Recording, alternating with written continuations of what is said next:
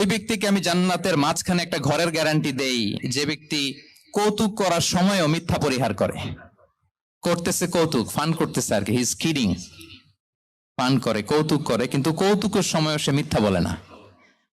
লিমান হাসানা খুলুকাহ, আর জান্নাতের একেবারে হাইস্ট পিক অফ প্যারাডাইস ব্যক্তিকে দেই যে তার আচরণটা সুন্দর করেছে, বাসভবনের গ্যারান্টি দেই। তাহলে বলেন তো, আমাদের আচরণটা সুন্দর করার দরকার আছে না নাই? এটা খুব ছোটখাটো একটা আমল, তাই না?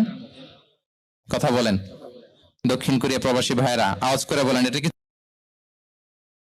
সালাম দিব, সুন্দরভাবে কথা বলবো, ভালো উইশ করব, হ্যাঁ, জিঘাংসা অহংকার থেকে মুক্ত থাকবো, খিটখিটে মেজাজের হব না, অলওয়েজ স্মাইলিং ফেস থাকবে আমার, হৃদ্যতাপূর্ণ আচরণ। এই আওয়াজ করে বলেন, এই আমলটা কি ছোট না বড়? প্রিয় ভাইরা, বিষ্ণু ইসলাম সবার সাথে এরকম মাধুর্যতাপূর্ণ আচরণ করতেন, ছোট থেকে বড়, নারী থেকে পুরুষ, বন্ধু থেকে শত্রু, সবার সাথে সুন্দর আচরণ করতেন। এবং তার এই চমৎকার আচরণে মুগ্ধ হয়ে তার অনেক শত্রু মুহূর্তে তার বন্ধুতে পরিণত হয়েছে। তাহলে আসুন আমরা দেখি আমাদের প্রিয় নবীজির আচরণ কেমন ছিল। এটা ছিল ভূমিকা কথা।